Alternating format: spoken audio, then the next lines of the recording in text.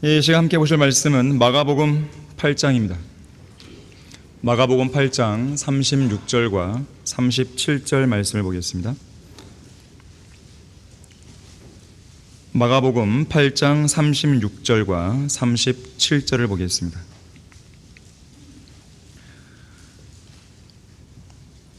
사람이 온 세상을 얻고도 자신의 혼을 잃는다면 무슨 유익이 있겠느냐? 또 사람이 자기 혼을 무엇과 바꾸겠느냐? 자, 말씀을 위해 다 같이 기도하겠습니다. 감사하신 아버지 하나님, 지난 한 주간도 저희들을 주님의 장중에 안아주시고 또 안전하게 보호해 주셨다가 이 주의 첫날에 우리가 영과 진리로 경배를 드리기 위해 모일 수 있도록 해주셔서 감사드립니다. 경배를 드리는 이 자리에는 항상 진리의 말씀인 성경이 있습니다. 그래서 우리는 설교를 하고 또 설교를 듣는 것입니다. 이 시간 저희들의 마음을 열어주십시오. 마음밭을 갈아주십시오. 우리의 마음과 생각을 진리의 말씀으로 변화시켜 주십시오. 우리는 여전히 부족한 부분들이 많이 있으며 또 나쁜 습관들과 나쁜 고집과 또 주님께서 싫어하시는 그런 모든 부분들이 있습니다. 이 시간을 통해서 그런 잘못된 부분들을 바로잡을 수 있는 계기가 되게 해주시고 주님을 향한 열정과 또 구령의 열정을 다시 한번 불일 듯 일으키는 좋은 기회가 될 수 있도록 역사해 주십시오. 주 예수 그리스도 이름으로 기도했습니다. 아멘. 혼의 가치, 혼의 가치라는 제목으로 설교하겠습니다. 성경에는 종종 어떤 사람과 사물이 지니는 값 또는 가격 혹은 가치에 대해서 언급하는 구절들이 나옵니다. 잠언 31장 10절에서는 현숙한 여인이 루비보다 훨씬 가치 있다고 그러죠. 또 욥기 28장 18절에서는 지혜의 값이 루비의 가격보다 더 나간다고 그러죠. 또 잠언 20장 15절에서는 지식의 입술은 진귀한 보석이다 그랬어요. 그러니까 지식의 입술, 지식의 그 가치를 진귀한 보석의 가치로 값을 매긴 것이죠.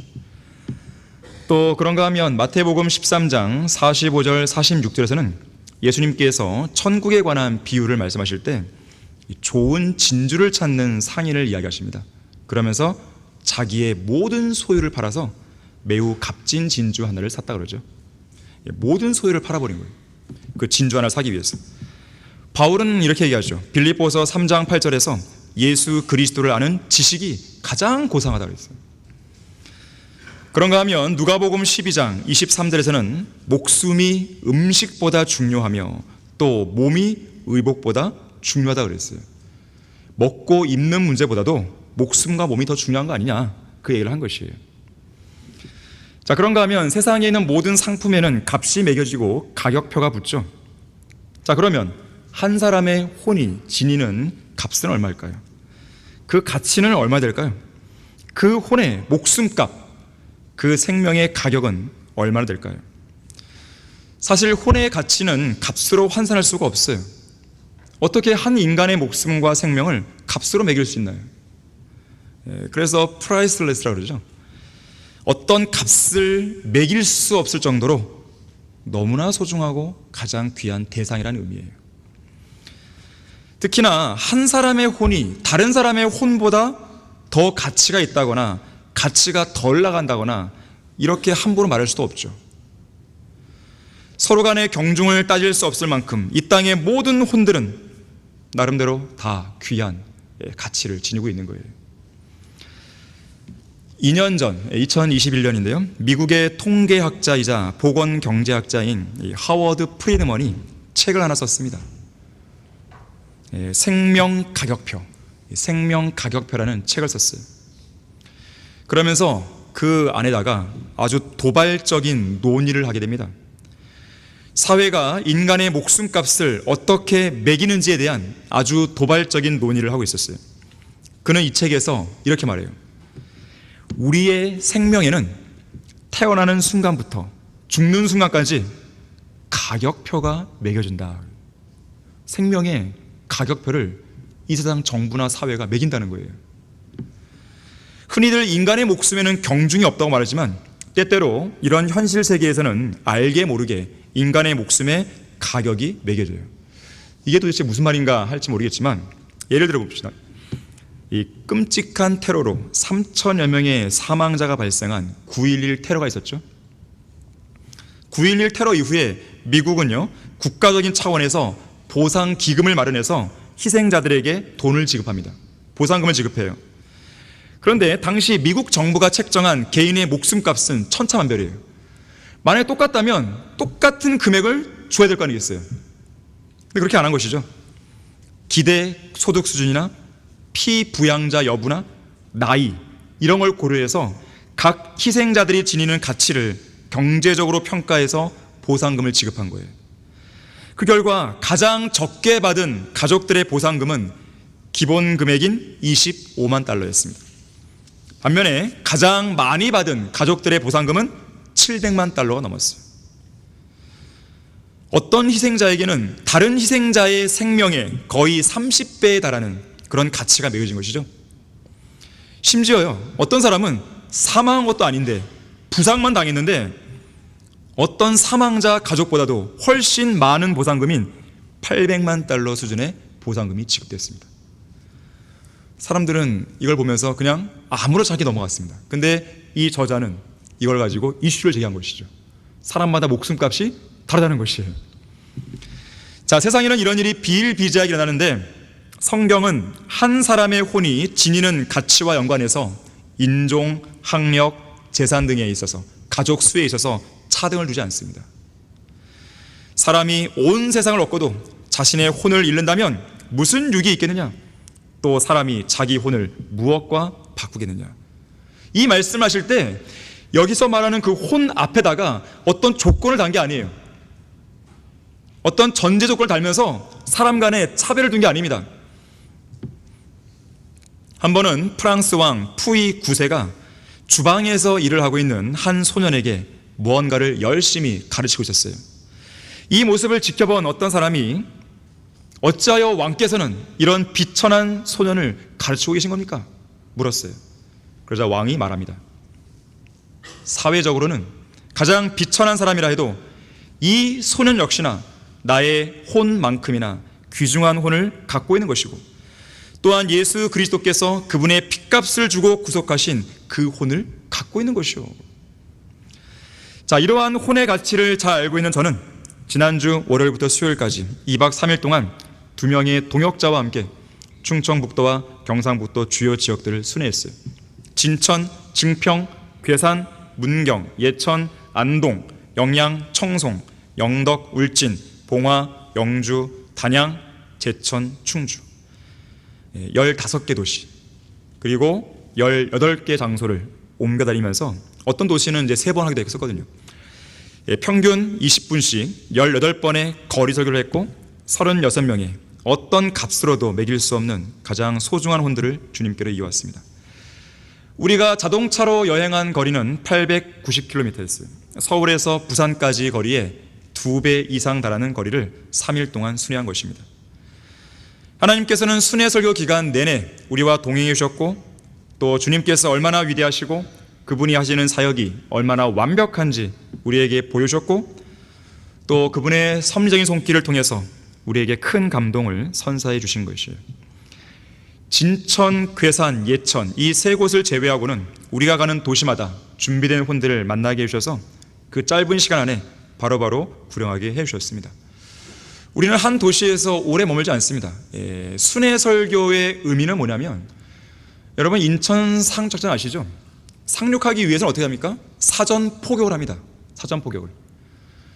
자, 우리가 이제 앞으로 장차 이제 지역계를 세워야 되는데 그 지역계를 세우기 위해서 일종의 사전 포격을 하는 거예요.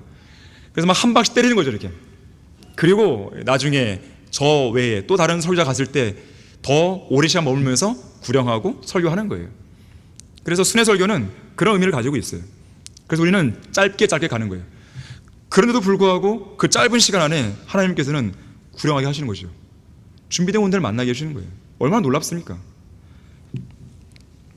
그래서 저는 이번 순회 설교를 통해서 개인적으로 많이 배웠고 또 많이 성장했어요. 또한 사역의 측면에서 본다면 예수 그리스도의 임박한 공중재림을 앞두고 있는 이 마지막 시대에 우리 교회가 마지막으로 더욱 박차를 가해야 할 사역이 바로 이거라고 저는 더욱 확신하게 되었습니다. 솔직히 현재 제가 성경침례교회에서 담임 목사로 섬기고 있는 사역이 아니라면 남은 생애 동안 전국을 순회하는 순회 설교가 돼서 거리에서 설교하고 집집마다 다니며 구령하러 다니고 싶은 그런 심정이 간절히 들었어요. 그래서 주님의 뜻이라면요, 또 기회와 여력이 되는 한 순회 설교 횟수를 더 늘려고 합니다. 그래서 필요하다면 어떤 순회 설교 때는 지금처럼 설교하는 게 아니라 집집마다 시골로 들어가고 그렇게 복음을 전하려고 하는 것이에요. 여전히 많은 혼들이 지옥을 향해 질주하고 있고, 여전히 복음과 진리에 관심을 가진 혼들이 이 땅에 남아있고, 여전히 복음의 문은 열려있고, 또 이 땅 주요 지역에 성경대로 믿고 시행하는 지역교회가 세워져야 한다는 영적인 필요와 당위성이 우리 앞에 놓여 있습니다. 특히나 자기가 살고 있는 주변 지역에 성경대로 믿는 지역교회가 설립되기를 간절히 바라는 성도들을 이번에 만나고 온 거예요.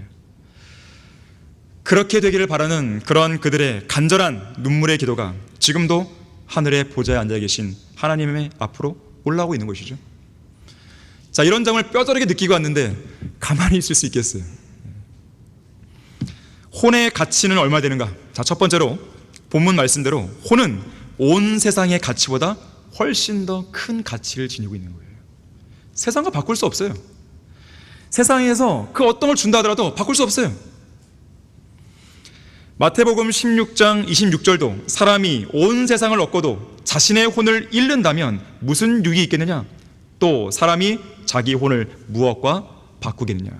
마가복음 말씀과 똑같이 하고 있죠. 그런가 하면 같은 내용인데 누가복음 9장 25절에서는 혼이란 말을 안 쓰고 그 혼 대신에 자기 혼 대신에 자기 자신, 이 말을 쓰게 됩니다. 사람이 온 세상을 얻고도 자기 자신을 잃거나 버림을 받게 되면 무슨 유익이 있겠느냐? 자, 인간은 어떤 존재입니까? 몸 하나로만 구성된 존재가 아니죠. 그렇다고 영혼과 몸 두 부분도 아니죠. 인간은 영, 혼, 몸, 삼중적인 존재죠. 왜 그런가요? 삼위일체 하나님의 형상을 따라 지음받았기 때문에. 그런데 인간의 본질은 영이 아닙니다. 인간의 본질은 몸도 아니에요. 사람을 흙으로 지으시고 생명의 호흡, 영을 불어넣었더니 뭐가 됐다고요? 살아있는 혼이 된 것이에요. 인간의 본질은 혼입니다. 그래서 인간은 그 혼이 바로 자기 자신이에요. 그래서 누가복음에서는 자기 자신이라는 말을 쓴 거예요. 자기 자신은 나의 몸도 나의 영도 아니에요. 물론 나에겐 영이 있고 몸이 있죠. 그런데 진짜 본질은 혼이에요. 그래서 사람이 죽으면 인간의 영은 하나님의 호흡이기 때문에 하나님께로 돌아가죠. 인간의 몸은 흙에서 왔기에 흙으로 가죠. 그런데 인간의 혼은 어딘가로 가야 돼요. 하나님께로 가는 것도 아니고 흙으로도 가는 것도 아니죠. 어딘가로 가야 돼요. 그것이 어디예요? 하늘나라 아니면 지옥이죠. 거기서 영원히 살아야 되는 거예요. 하늘나라에서 영원히 살 것인가? 아니면 지옥에서 영원히 살며 고통받을 것인가? 자, 그것은 이 땅에 살아있을 때 선택을 해야 돼요. 죽은 다음에 늦었습니다. 그때는 기회가 없어요. 그래서 아무리 어떤 사람이 온 세상을 얻었다 해도 자기 자신, 곧 자기의 혼을 지옥과 영원한 불못에서 잃어버리거나 버림받게 되면 아무 유익이 없죠. 유익은커녕 큰 손해를 당하죠. 말 그대로 어떤 손해예요? 영원한 손해죠. 영원한 손해입니다, 이거는. 자, 그런데 성경에서 세상이라고 말할 때는 세 가지 용례로 사용됩니다. 첫 번째는 세상은 말 그대로 물리적인 땅이에요. 우리가 살고 있는 이 지구. 두 번째는 그 땅 안에 살고 있는 사람들이에요. 사람들을 이야기할 때 세상이라는 말 쓰죠. 하나님께서 세상을 이처럼 사랑하셔서 그의 독생을 주셨으니 이는 그를 믿는 사람은 누구든지 멸망하지 않고 영생을 얻게 하십니다. 이때 말했던 하나님께서 세상을 이처럼 사랑했다, 이때의 세상은 이 땅을 말하는 게 아니죠. 세상 사람들이죠. 세 번째 용례는 세상 제도예요. 제도, 세상 체계, 세상 가치관. 마귀는 이 세상 신으로 불리죠. 바로 그때의 세상의 의미가 세상 제도예요.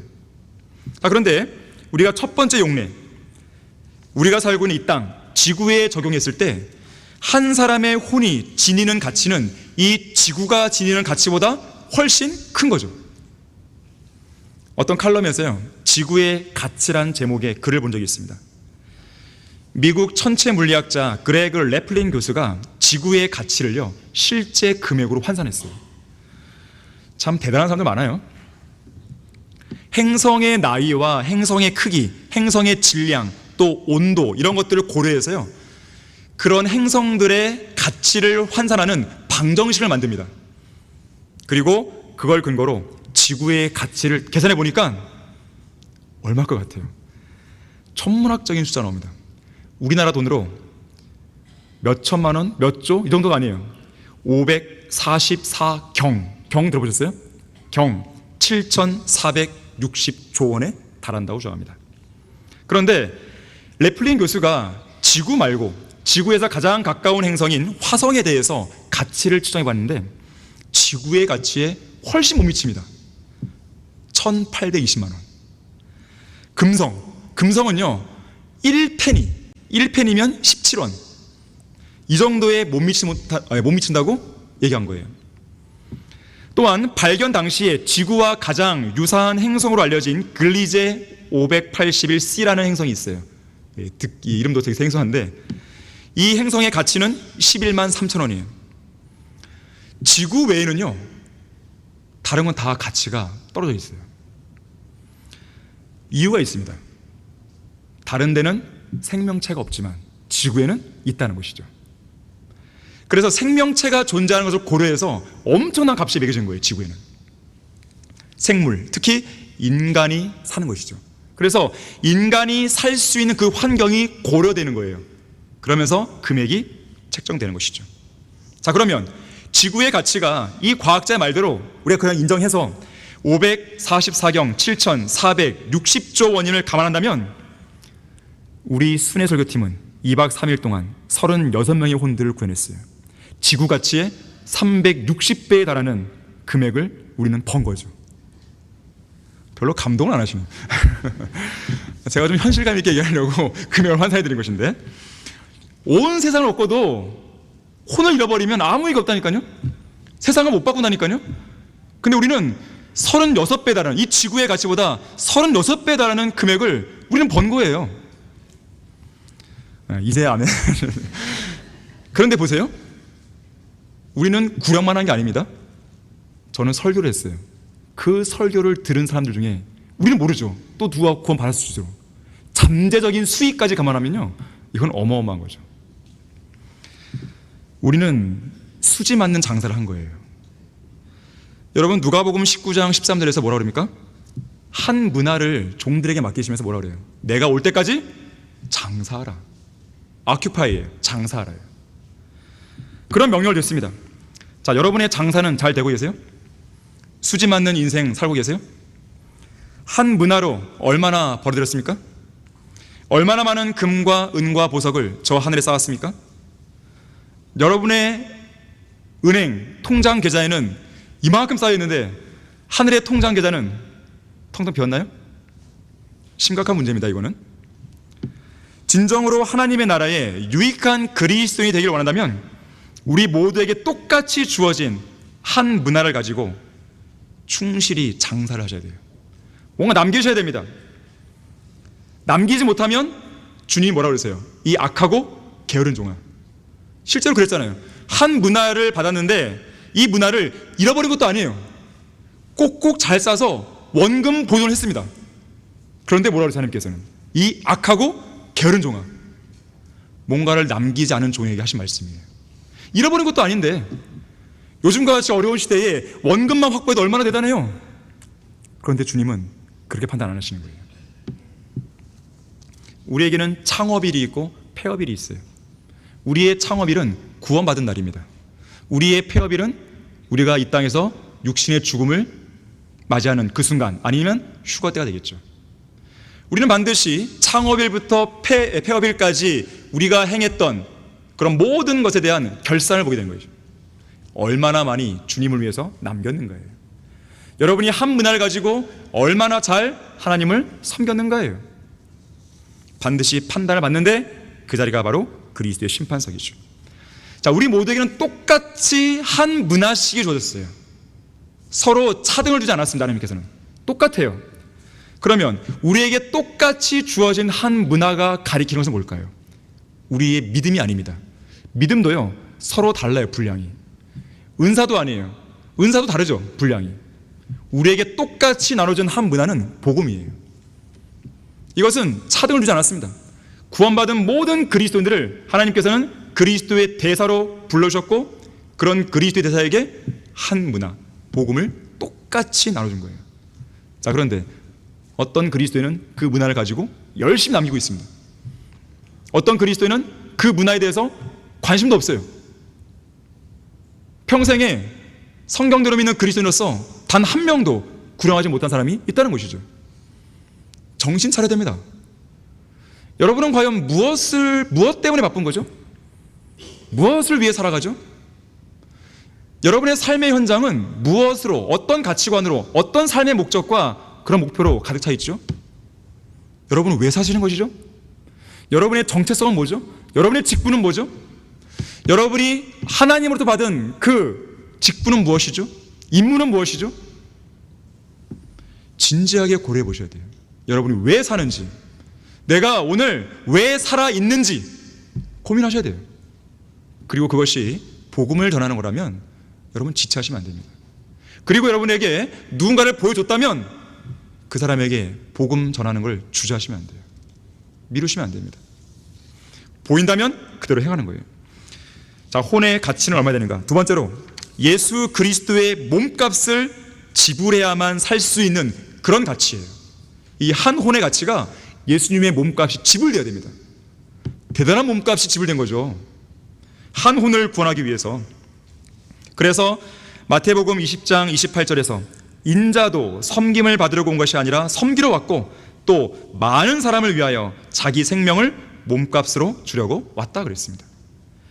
디모데전서 2장 6절에서도 그가 모든 사람을 위하여 자신을 몸값으로 내어주셨으니 때가 이르면 증거되리라 그랬습니다. 예수님은 자신의 생명을 몸값으로 주셨어요. 이것은 단순한 의미로 받아들이면 안 됩니다. 이건 대단한 것이에요. 벌레만도 못한 그런 죄인들에게 자신의 생명을 몸값으로 주신 거예요. 우리 만화 전도지 중에서 찰리와 개미라는 전도지 있잖아요. 그 내용 보게 되면 너는 개미를 위해서 네 목숨을 걸 수 있어? 그런 내용이 나옵니다. 그럴 수 있습니까? 여러분이 개미를 구하기 위해서 지금 개미가 살고 있는 이 어떤 개미집에 막 물난리가 나갖고 위험에 빠졌어요. 자, 그 개미를 구하기 위해서 내가 개미가 돼갖고 개미를 위해 죽어야 돼요. 할 수 있겠어요? 그 생각을 아예 하지도 않죠.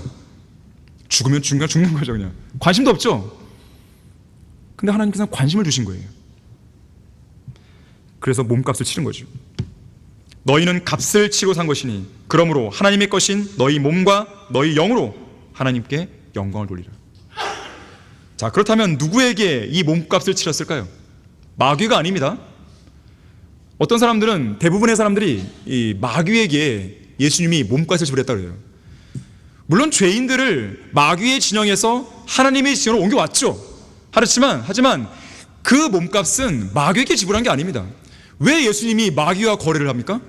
만왕의 왕이신 그분께서 왜 피조물과 거래를 하겠어요? 말도 안 되는 것이죠. 예수님이 몸값을 지불한 것은 하나님 아버지입니다. 왜요? 죄의 삭은 뭐예요? 사망입니다. 그래서 대신 몸값을 치르고 우리를 사망에서, 죄와 사망의 모에서 우리를 구원하신 거죠. 비록 죄로 인해 망가진 모습이긴 해도 하나님의 형상으로 지음받은 사람들의 혼은 예수님의 몸값을 지불해야만 살 수 있을 만큼 가치가 있는 거예요. 여러분들이 수백 명, 수천 명에게 복음을 전했지만 단 한 명의 혼밖에 구원을 하지 못했습니다. 그랬다 할지라도 엄청난 일을 한 것이에요. 왜 그럴까요? 한 명의 혼이 그만큼의 가치가 있는 거예요. 한 번은 어떤 세미나에서 한 강사가요, $100짜리 지폐를 높이 들고 이렇게 말합니다. 여러분 중에 이 $100를 갖고 싶은 분 있으면 손 들어보십시오. 그러자 다 손 들었어요. 근데 갑자기 이 강사가요, 이 지폐를 손으로 막 꾸깁니다. 그리고 다시 말합니다. 여러분 중에 아직도 이 꾸겨진 지폐를 갖고 있는 사람 손 들어보세요. 다 손 들었어요. 그래서 이번에는 바닥에 던져갖고요, 발로 막 짓밟고 더럽혔어요. 그리고 다시 손 댑니다. 가지고 싶으십니까? 네, 갖고 싶습니다. 그러면서 이 강사가 말하는 것이에요. 여러분은 여기서 한 가지 가치 있는 교훈을 배웁니다. 제가 아무리 이 100달러짜리 지폐를 마구 꾸기고 발로 밟고 더럽게 했을지라도 그 가치는 줄어들지 않습니다. 100달러짜리 지폐는 언제나 100달러의 가치가 있는 것입니다. 혼의 가치는 그 혼이 얼마나 많은 죄들을 지었든지 관계없이, 또 얼마나 많은 오랜 세월을 살아오는 동안 얼마나 죄에 찌들어있든지 관계없이 그 혼은 가치가 있습니다. 살려야 돼요. 금수저로 태어났든지 흙수저로 태어났든지 순탄한 인생을 살아왔든지 아니면 험난한 인생을 살아왔든지 죄를 적게 지은 죄이든지 아니면 죄를 많이 지은 죄이든지 그 사람이 어떤 인생을 살아왔든지 간에 값으로 매길 수 없는 혼의 가치가 있는 것이죠. 그래서 예수님은 그 모든 혼의 구속을 위해서 자신의 몸값을 기꺼이 내어드린 것이에요.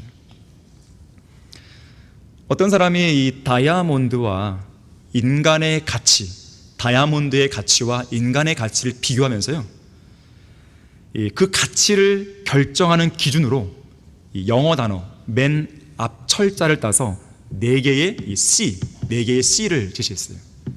첫 번째는 투명도예요. 클래리티죠. 투명도. 투명한 정도가 좋을수록 다이아몬드는 가치가 높습니다. 인간도 그 마음이 얼마나 맑은지에 따라서 가치가 달라지죠. 두 번째는 무게예요. 무게. 보통 다이아몬드를 캐럿, 몇 캐럿 그러잖아요. 무게예요. 자, 무게가 가벼울수록 다이아몬드의 가치는 떨어집니다. 마찬가지로 인간도 생각과 행동이 가벼우면 그 가치를 인정 못 받죠. 세 번째, 컬러예요. 색깔. 가치가 큰 다이아몬드일수록 신비한 빛을 발산하죠. 인간의 삶도 각양각색의 아름다운 빛과 향기를 내뿜잖아요. 마지막 4번째는 CUT, 컷. 이 깎이는 것, 잘라내는 것, 그것이거든요. 모양과 결이에요. 모양과 결. 그래서 다이아몬드는 깎이는 각도와 모양에 따라 가치가 달라지죠. 인간도 마찬가지죠. 어떤 모양으로 깎였는지에 따라서 그 사람의 가치는 달라지는 것이에요. 그런데 여기에 어떤 사람이 한 가지 가치를 더합니다. 이것은 다이아몬드에서는 발견될 수 없는 기준이에요. 인간에게만 발견됩니다. 하나의 C를 추가하는데 바로 우리에게 참다운 가치를 지니게 만드시는 우리의 구주이신 예수 그리스도, 크라이스트, C를 첨가하는 거예요. 그래서 그리스도의 피로 구속받은 혼의 가치는 그 피로 구속받지 못한 혼의 가치보다 훨씬 커집니다. 달라져 버리는 거예요. 인간의 생이 달라져 버리는 거예요. 그 가치의 차이는요, 하늘나라와 지옥 차이예요. 자, 구원받지 않은 혼의 가치도 엄청 큰 거예요. 그런데 예수 그리스도의 피로 구속받은 순간 그 가치는요, 이건 비교가 안 되는 거예요. 구속받은 혼은 죽어서 하늘나라에 가지만 구속받지 못하는 혼은 죽어서 지옥 가죠. 구속받은 혼은 하나님의 보호를 받지만 구속받지 못하는 혼은 보호를 받지 못하죠. 보장된 인생을 살 수 없는 것이죠. 구속받은 혼의 머리 위에는 하나님의 사랑이 임재해 있지만 구속받지 못한 혼의 머리 위에는 하나님의 진노가 놓여 있죠. 우리 다 같이 시편 49편을 보겠습니다. 시편 49편 6절에서 9절 말씀을 보겠습니다.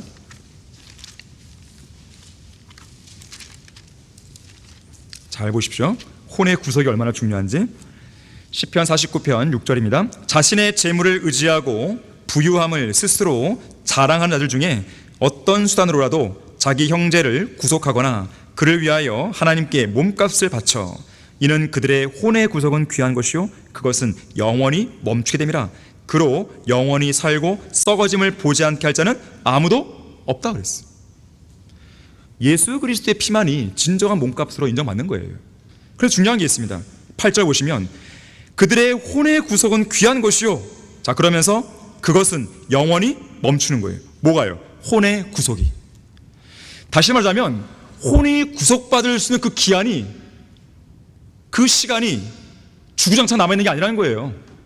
언젠가는 끝이 있다는 것이죠. 특히 그 혼이, 그 몸이 죽게 되면 그 혼을 위한 구속의 시간은 끝나버리는 것이죠. 지옥 가는 거예요. 지옥의 불길 속에 던져지면 혼의 구속은 멈추는 것이죠. 방법이 없어요. 끄집어낼 수가 없는 거예요. 그 시간이 오기 전에 죄인들은 빨리 구원받아야 돼요. 또한 그 시간이 오기 전에 우리 구원받은 그리스도인들은 단 한 사람이라도 건져내기 위해서 복음을 열심히 전하는 거예요.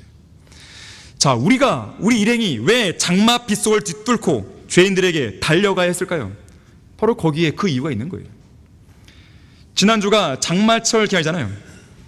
그래서 우리가 순회 설교를 갔던 월요일부터 수요일까지 전국에 비가 내린다는 뉴스가 있었습니다.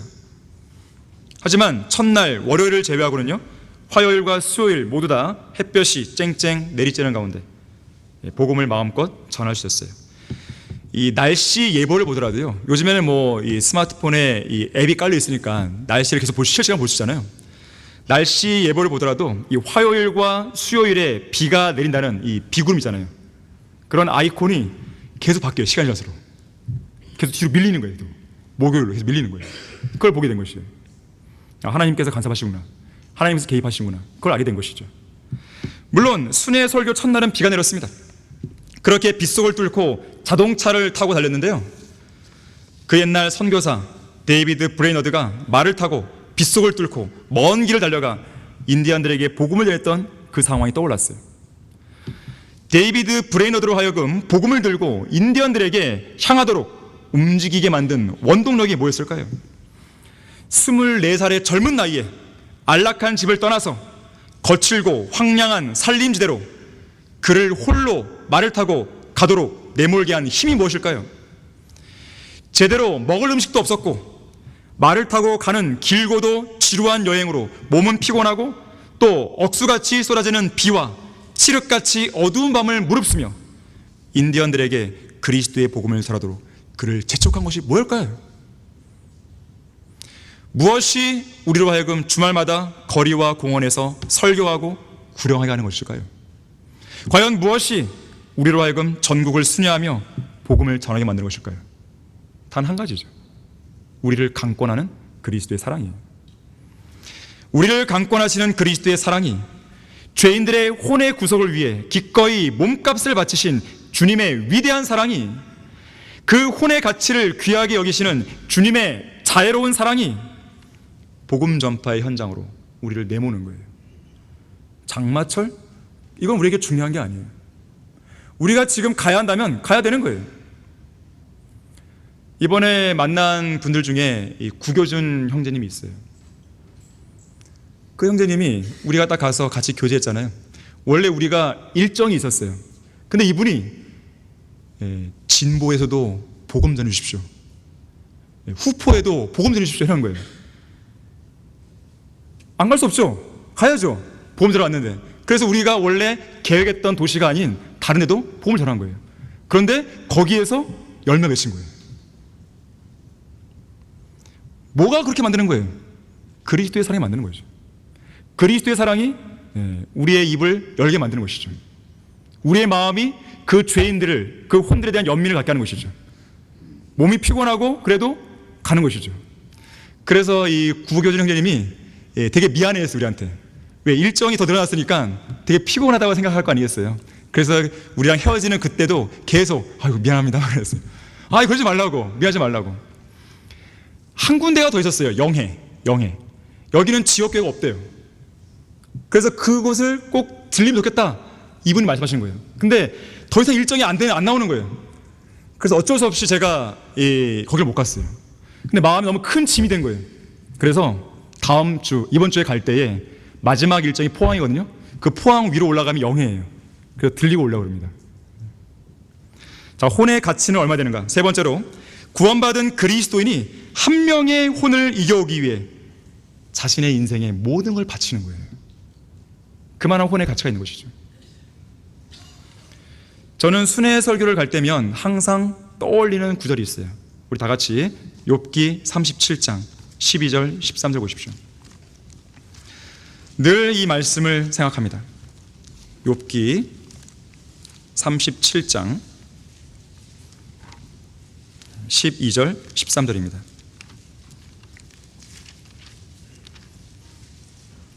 구름은 그분의 계획에 따라 돌아다니니 이는 그것들로 그분이 명령하신 것은 무엇이나 땅에 있는 세상의 표면에서 이루게 하렴이라. 그분이 구름을 오게 하시는 것은 세 가지예요. 바로잡음이나 그의 땅이나 자비를 위해서니라. 그래서 이번 여정에서 비록 장맛비가 우리를 가로막고 있긴 했어도 하나님께서 그분의 계획에 따라 비구름을 걷어주실 것이라 확신하면서 날씨를 주님께 의탁하고 여정을 시작했습니다. 실제로 가보니까 하나님께서는 작년 순회 설교처럼 이동 중에 비가 막 쏟아져도 막상 설교를 해야 할 장소에 도착하면요, 비가 그치게 해주셨어요. 하지만 이번에는 좀 작년과 다른 점이 있었습니다. 좀 더 길게 설교를 할 수 있는 충분한 시간을 안 주신 거예요. 저는 보통 순회 설교를 하게 되면 한 장소에서 20분 정도 설교를 합니다. 하지만 한 자리에서 차분하게 듣는 사람보다는 유동인구가 많잖아요. 그래서 20분 설교를 끝까지 들을 수 있는 게 아니죠. 그래서 저는 그런 걸 감안해서 20분의 설교를 보통 둘로 나눠요. 그래서 10분마다 한 번씩 초청하고 영접 기도를 하게 합니다. 그러니까 정확히 말하면 두 번의 설교를 하는 거예요. 한 번의 설교 안에 두 개가 있는 것이죠. 그렇게 짧게 전하는 것이에요. 그런데 이번에는 하나님께서요, 설교를 딱 한 번만 할 수 있을 그런 정도의 시간만 허락하시는 거예요. 그래서 설교를 20분이 아니라 첫날에는 5분에서 10분 정도만 하게 하신 거예요. 첫날 일정이었던 진천, 증평, 괴산, 예천 모든 지역에서 그랬습니다. 특히 문경에서는요, 비가 아예 그치지 않습니다. 아예 설교를 할 엄두조차 내지 못할 만큼의 비가 억수가 쏟아진 것이에요. 그래서 이 첫날 저녁에 저는 숙소로 왔을 때요, 마음이 낙심해 있었습니다. 작년과 다르게 비가 많이 와서 너무 속상한 것이에요. 하나님을 향한 원망도 밀려왔습니다.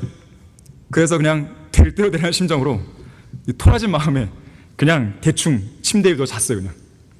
근데 하나님께서 새벽 1시 반에 저를 깨우셨어요.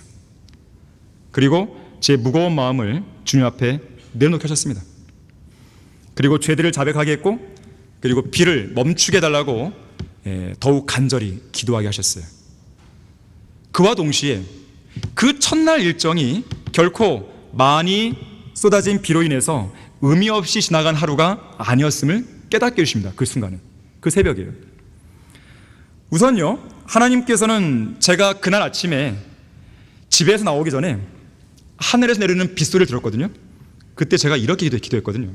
주님, 오늘 복음을 전파하는 일이 가장 소중한 일이라면 비를 그치게 해주시고, 복음을 전파하는 일보다 비를 내리는 일이 더 소중한 일이라면 비를 내리게 해주십시오. 이 기도를 생각나게 해주신 거예요. 사실 하나님께서는 복음을 전파하는 일보다 더 소중한 어떤 일을 위해서 비를 내리게 해준 것 뿐이에요. 그러면 혹자는 묻겠죠. 복음을 전파하는 것보다 더 소중한 게 뭡니까? 이럴 것이죠. 저는 몰라요. 저는 모르죠. 하지만 욥기 37장 12절 13절 말씀을 저는 믿는 거예요. 하나님께서는 비구름을 통해서 누군가를 바로 잡는 것이죠. 또 그 땅을 위해서 또는 자비를 위해서 무언가 더 소중한 일을 하셨을 거라고 저는 믿는 것이에요. 그런 관점에서 본다면 5분에서 10분이라는 이 짧은 시간이나마 비가 그친 그런 상황에서 설교할 수 있었던 것 자체가 은혜였고 자비였음을 알게 되었습니다. 또 그런 가운데서도 무려 5명의 귀한 혼들을 이겨온 거예요. 열매가 없는 게 아니에요. 그뿐 아니라 앞서 잠깐 언급했던 문경에서는요, 비가 너무 많이 와갖고요, 설교를 하지 못하고 그냥 가야겠다 이 생각을 들었거든요. 근데 그 순간 하나님께서 저에게 이런 말씀하시는 거죠. 아니, 비가 오면 비를 안 맞는 곳에 하면 되지 않겠냐고. 그래서 그 순간요, 지나가려다가 제가 요리 집사에게 문경 터미널 한번 가보자고 갔어요. 그랬더니 이 보통 터미널 보게 되면 버스가 들어오잖아요. 그럼 대기하잖아요. 위에 천정 같은 캐노피가 있잖아요.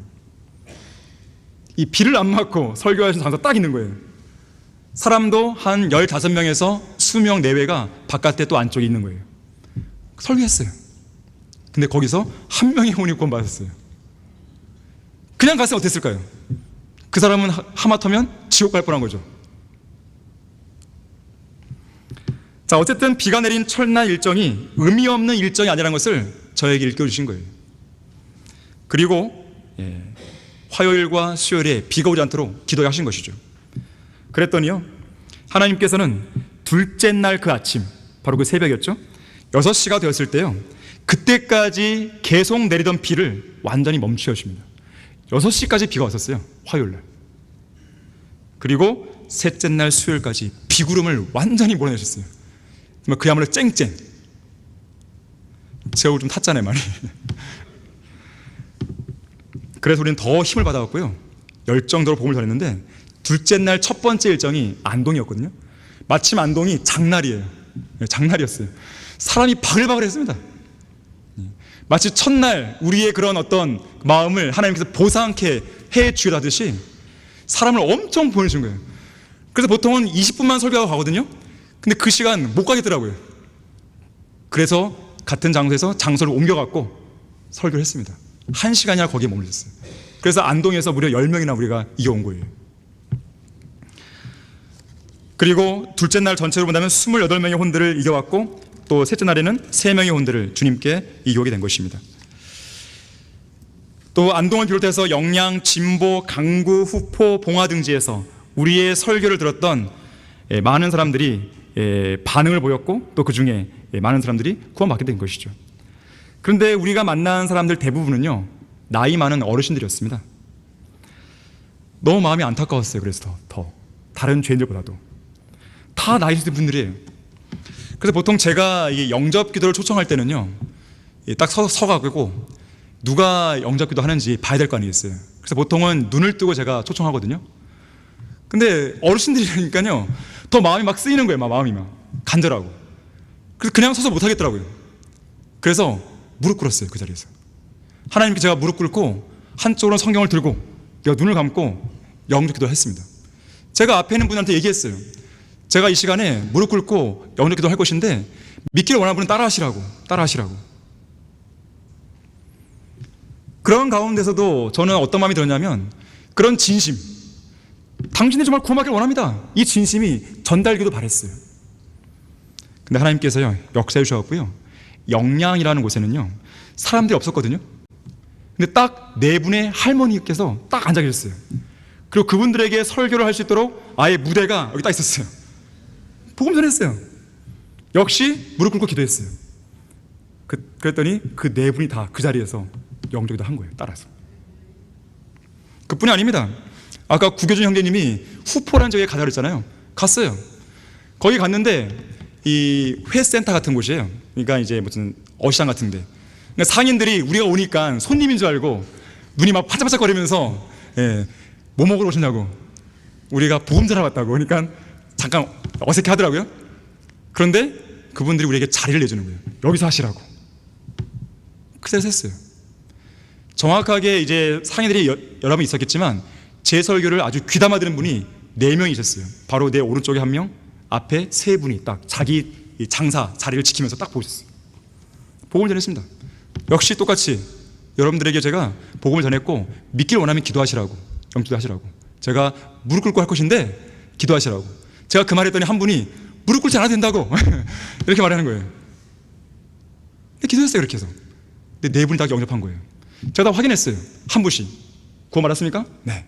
받았습니까? 네. 4분이 바로 그 자리에서. 그리고 마지막 날 충주 마지막 설교였거든요. 마지막 설교, 마지막 영접기도, 마지막이라서는 또 무릎 꿇고 기도했어요. 근데 옆에 야쿠르트를 파는 아줌마가 있었거든요. 이분이 이제 우리 일행이었던 윤호석 집사님이 계속 복음을 전했는데도 믿을 마음은 있는데 너무 부끄러워해갖고요, 영접기도 안 하는 거예요. 계속 부끄러워서. 그래서 우리 윤 집사님이 제가 설교하니까 마지막 기도할 때 믿기를 원한다면 따라 하시라고 그렇게 말하고 잠깐 자리 비운 거예요. 정말 마지막 기도였는데요, 그분이 따라한 거예요. 그 자리에서 그걸 확인했어요.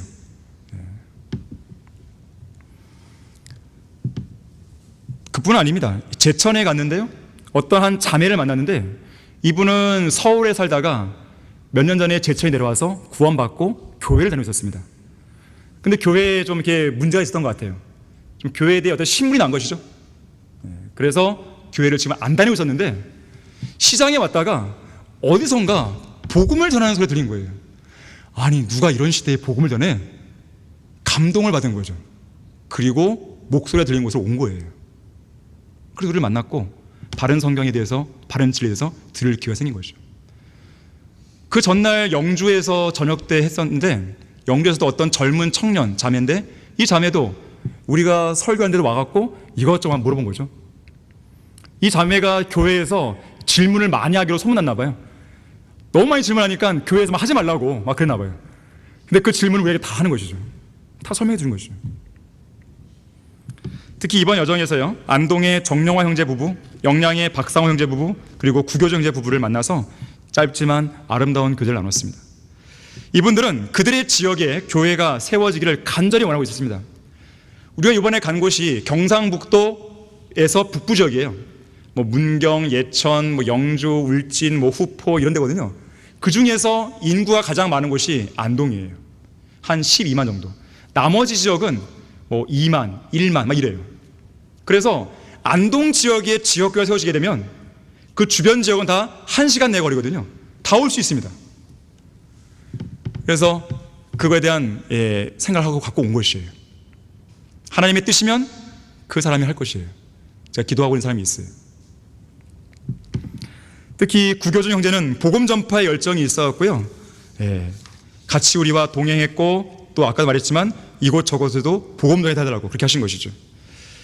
특히 이 같이 만난 이분들이 지역교회가 세워질 얼마나 간절히 원했냐면, 같이 대화하면서도요 눈물을 이렇게 글썽이는 것이죠. 특히 구교준 형제님은 내가 한글 킹리넷을 알게 된 것, 또 진리를 알게 된 것, 그리고 우리와 같이 교제하게 된 것, 이런 것들에 대해서 너무 감사해갖고요 중간중간 막 울먹이기도 한 것이죠. 제가 오히려 더 돈이 되었고 더 감사했던 것이에요. 결론적으로요, 거리 설교는, 순회 설교는 많은 유익이 있습니다.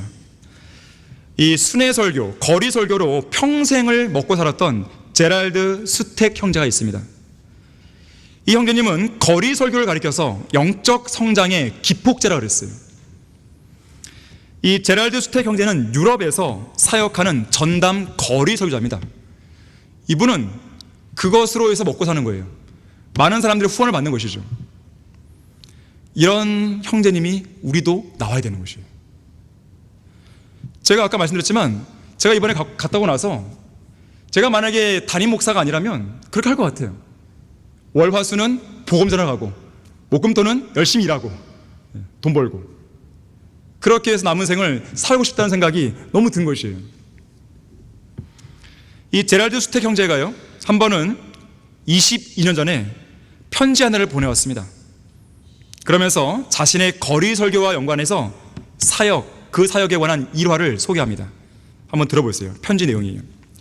지난달에 있었던 유럽 축구 선수권 대회에서 나는 아주 멋진 거리 설교를 경험하게 되었습니다.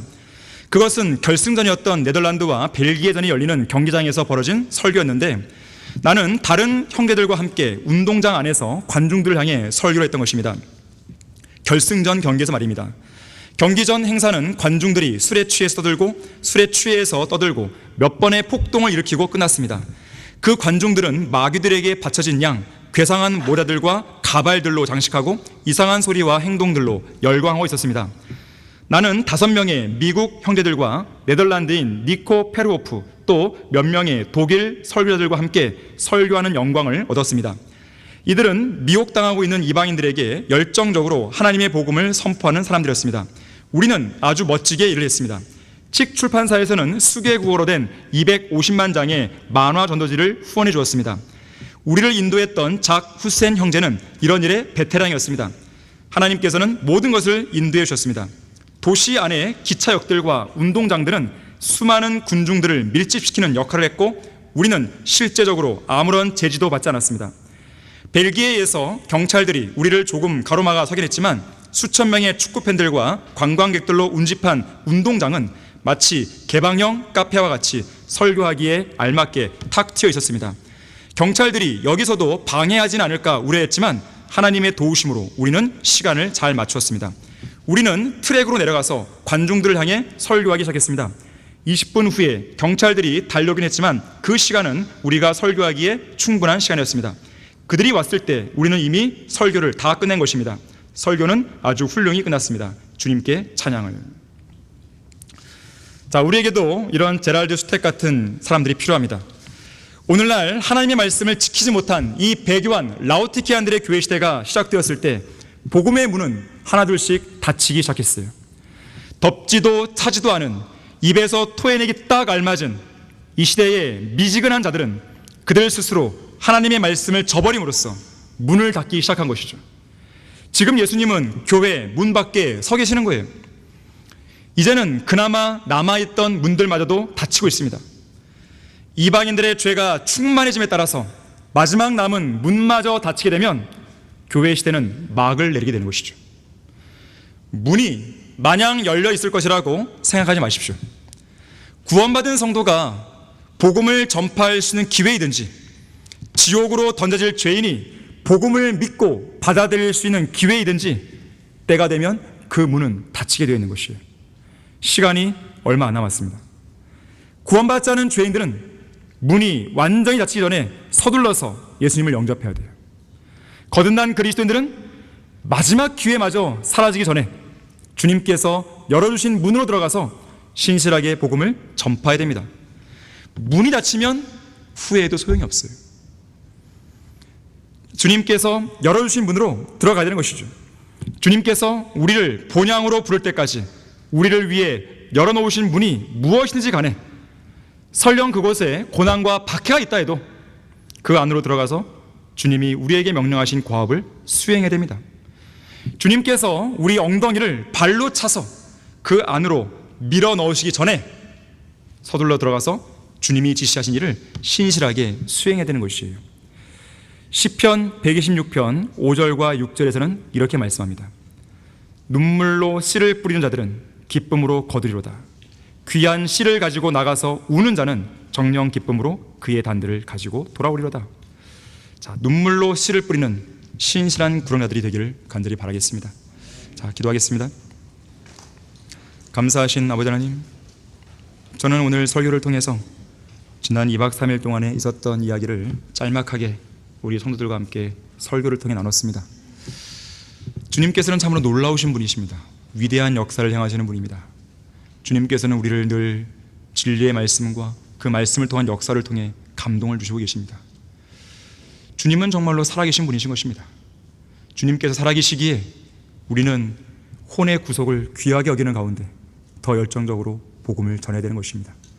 살아있는 하나님께서는 혼에 대해 관심이 있는데 살아있는 하나님을 통해서 구원받은 살아있는 그리스도인들이 혼에 대해 관심을 갖지 않는다면 그거는 정말로 잘못된 일입니다. 그건 죄를 짓는 것입니다. 복음을 전하지 않는 그 죄를 짓는 것입니다. 이 자리에 앉아있는 성도들 중에서는 단 한 명도 마땅히 복음을 전해야 할 대상에게, 마땅히 복음을 전해야 할 그 시간에 복음을 전하지 않고 주저주저하는 그런 사람들이 없도록 역사해 주십시오. 주 예수 그리스도 이름으로 기도했습니다. 아멘.